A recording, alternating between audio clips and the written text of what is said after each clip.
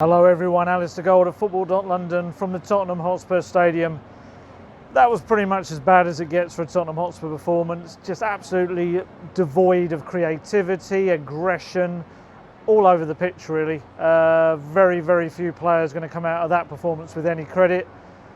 Newcastle, I think they had 20% possession on the day. Could have actually won 2 or 3-0 on the day. That's how poor Spurs were. Pochettino's just had his press conference. Didn't look to deflect, to be fair, didn't try and make out that Tottenham deserved anything more. He was very disappointed. He said desire, aggression, creativity, just all missing today. And he said exactly that, 80% possession. Spurs should have had far more chances than they did on the day. It just wasn't good enough. Obviously the big talking point, Christian Eriksen left on the bench. Pochettino afterwards kind of flip-flopped around it a little bit maybe that was the one question he didn't answer specifically very well at all. Said that he understands why these questions will be asked, but obviously if Spurs won 3 or 4-0 they wouldn't. Well, Spurs didn't win 3 or 4-0. They were very poor. I probably wouldn't say Eriksen came on and absolutely changed the game in the half an hour or so he was on. He looked pretty poor himself. But then I suppose playing devil's advocate, as you're meant to as a journalist, you could argue that Newcastle, having got that early goal, were already set up in those tight, compact defensive lines, and it was even harder for Eriksen to kind of work his magic, as it were. Let's talk about the creative attacking players that should have done their job.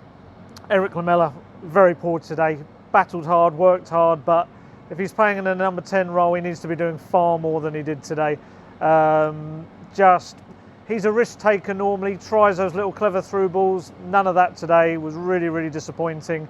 Got substituted eventually for Lo Celso, and absolutely no reason why not, because he really wasn't poor, but he wasn't alone. Lucas Moura, a lot of aimless running around, bit of a headless chicken performance today. Ran into blind alleyways, ran into where Kane was supposed to run. They just didn't seem defined kind of positions where the players were outstretching Newcastle. And a team that were playing very compact, Tottenham need to get out wide and kind of work on stretching the team, getting in behind, getting the the fullbacks weren't doing that. Kyle Walker-Peters for me solid defensively, just wasn't attacking Dummett at the back there. He should have been getting in there, really going for these kind of getting behind the defence, getting to the touchline, pulling the ball back. Just wasn't doing that enough. If anything, Sissoko was maybe trying to do that more as a midfielder. It's just not really Sissoko's game. Although saying that, when Sissoko did switch to right back, because Walker-Peters came off with what looked like pull muscle, Sissoko was bizarrely enough getting in down the back and slinging in some crosses. One that Kane should have put away, and another that he got onto the end of an Eriksen ball and for some unknown reason knocked it across goal rather than to goal. But this was poor. Son Heung-min came back, looked like a player that hasn't played a competitive game since June the 1st and Champions League final. He just didn't look ready for this game at all in terms of being sharp. Obviously, as Pochettino was trying to say about the Eriksen stuff, obviously we're saying this in hindsight, and many players, or fans would have probably put Son into their starting lineup for today. Pochettino said it was all about getting him in this perfect condition to come straight back into the team. He just wasn't. Fitness-wise, he may well have been. In terms of sharpness, it just wasn't there at all. This was just so disappointing from pretty much every sense, because at least against Villa, Spurs were playing with against a team that sat back, but they eventually found a way through. They kind of kept knocking on the door, and there were chances. This game, there just weren't the chances. Spurs could have kept going out here for 90 days, let alone 90 minutes, and they still wouldn't have found a way through, you feel. It's incredibly disappointing. Harry Kane up front was a man devoid of service, but also it's not just a service. When he was getting the ball, normally Kane in form would absolutely drive at a defence. He'd take pot shots from outside the area, cut in like he does from the flanks and curl shots at goal. I don't think he had, other than that fluffed attempt near the end, a single attempt on goal. One thing involving Kane was the VAR decision. For me personally, having looked at the video screens we had and in real kind of life action, looked like a penalty. Looked like Lascelles had tripped over in front of him and brought him down. Obviously tripped over kind of Lascelles' shoulder and back, but for me, how does that matter? It doesn't matter whether Lascelles has tripped and slipped and his foot's brought Kane down, or whether his shoulder's brought Kane down. Still looked to me like Kane's run was impeded. He was trying to get the ball and he was brought down. It was referred to VAR, and the people in the VAR room decided it wasn't a penalty.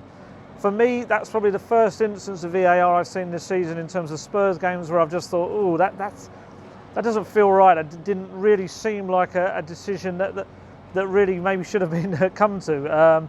Pochettino obviously said afterwards he had to keep his kind of level head about it.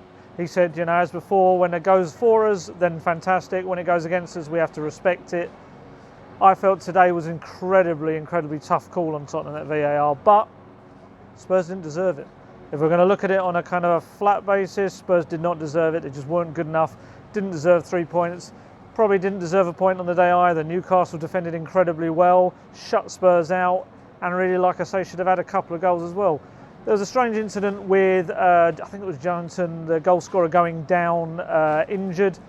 Newcastle felt Spurs should have put the ball out of play. Really weird that I feel that teams are still doing that. It's like, if the referee wants to stop play, he will. Otherwise, the teams just have to carry on going. And as it was, player had about 30 seconds of treatment, bounced back up and got on playing. It was an incredibly serious situation at all.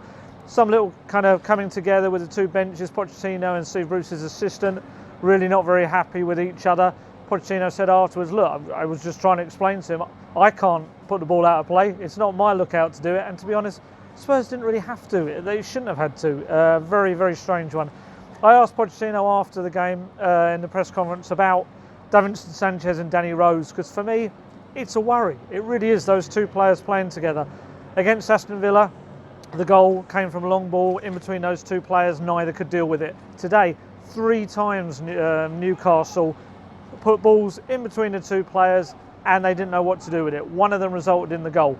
Sanchez, all 3 occasions, let the ball go over his head, and all 3 occasions, Rose was so far out left that he wasn't able to cover and he wasn't getting his man.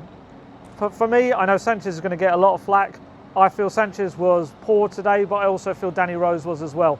And for me, that's a runner game now. I wouldn't be surprised, whether you take him out of a North London derby is another thing, but if he doesn't play particularly well in that, I wouldn't be surprised if Ben Davies get a little run of games at left back. And obviously the big Belgian missing from the team, certainly Jan Vertonghen, you kind of feel he's got to come back in for the North London derby, because that back 4 is not settled. It's not playing well. They've conceded, what have we got now, 4 goals in 3 games, 2 of those at what is supposed to be the home fortress of the Tottenham Hotspur Stadium. It's just not good enough. Vertonghen, it's time really to come back in. Very oddly, he's sitting on the bench today with a black eye, which I haven't noticed for any of the training photos. Shows how tough it is to get into that centre-back position at the moment. Everyone fighting for their spots quite literally. That's just a joke in case anyone does take that seriously. I'm sure it was all very innocent how he knocked his eye. But Spurs have to be a hell of a lot better than this. Don't get me wrong, Arsenal weren't great either yesterday against Liverpool, despite the plaudits. It's going to be a game of 2 teams really not sharp or in form. But Spurs, with that defence against Aubameyang and Lacazette, they're really going to struggle. So I think Vertonghen has to come back in. Shame for Walker Peters. I don't think he was that bad today. I thought defensively he was good. Like I said, just didn't attack well enough when he had the chance. And with that injury, looks like something that might keep him out of next week's game. You'd imagine that Dyer, possibly Aurier, depending on his situation, will come in there.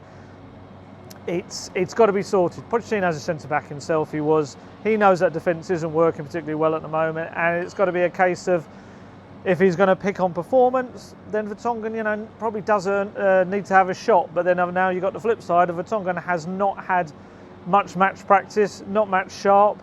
Is he going to come in and do any better? It's a bit of a mess, and the whole Eriksen situation is a mess. Pochettino admitting again after the match he doesn't know whether Dane is going to be leaving the club or not. Spurs and Pochettino just desperate to get to September the 2nd, get this transfer, the foreign transfer windows closed and out of the way, and then he knows exactly what players he's got to work with. Little mention of Lo Celso, came on. I felt Spurs didn't give him the ball enough. It was a bit weird. Maybe they don't trust him yet. He wasn't getting the ball very much, and I thought on the occasions where he did actually get the ball, he did little things with it. He had a shot at goal which just went wide, set up Harry Kane for the penalty decision that VAR obviously turned down. Looked a bit brighter. It's another half an hour under his belt. Pochettino said Friday that he's well off the pace of where they want him to be. So half an hour under his belt will help him out fitness-wise and sharpness-wise, and presumably he'll come on again against Arsenal next weekend. But Spurs have to be a lot better. Otherwise, it's going to be a disappointing day at the Emirates. Tottenham need to find their heads, just kind of find that desire and aggression and risk-taking, bravery. I think that's the key thing with Tottenham. They just weren't trying through balls. You know, they weren't trying at all. They weren't even trying real shots from outside the box. Very insipid performance and very disappointing for the almost 60,000 crowd here. They need to be better at the Emirates. I'll be there next weekend and obviously at the press conference in the week, and we only want to hope for much better from Tottenham Hotspur. Hello everyone, I just wanted to add one little bit to the video purely because I went back and I looked at the transcript of what Pochettino said in the press conference. There was actually one answer which kind of, sometimes when you're in press conference you're not fully listening to everything because you're too busy writing down or asking questions or whatever. And I looked back and read through it, and there was quite a kind of real interesting comment about the fact that he feels this is the most unsettled squad he's ever had during his 6 years or so at Tottenham Hotspur. And that there are loads of little problems within the squad that he wants to fix, but he cannot do anything until September the 2nd. And for me, speaks volumes. Obviously, we can speculate as much as we want about players like Eriksen and Vertonghen being left out of the squad. Are they involving both of those? He was asked if Eriksen's going to leave the club. He said, I don't know. This very much sounds like the man is kind of, as he always seems to be at Tottenham Hotspur, is fighting fires. And he said, you know, he doesn't feel that players are going to be affected when they're on the pitch, but he says during the week and arriving at matches, there are situations with players who are arising. And he said that until they get to that September the 2nd, and the windows are closed, and he has these players at his disposal that he knows will be here at least until January, then he can actually get to work with them. But I just kind of looked back and I thought I just had to add that into the video, because there's me saying that, you know, he definitely should play Vertonghen or he has to play Eriksen and things like this. That's all very well and said and done, but if the man is dealing with things behind the scenes, which maybe, I'm not definitely saying they are, but they may be concerning those two players, it's the only conclusion we can draw because they're not in the team, then, you know, should he be playing players that maybe don't want to be at the club or don't want to be in his team? It's a tough call. The fans love these players, obviously they do, and when you see an utterly awful performance like Tottenham put in today, you do want these players to come back. And as Pochettino said in one answer about why he hadn't picked Eriksen, you know, sometimes players look better when you've lost a game because they weren't playing.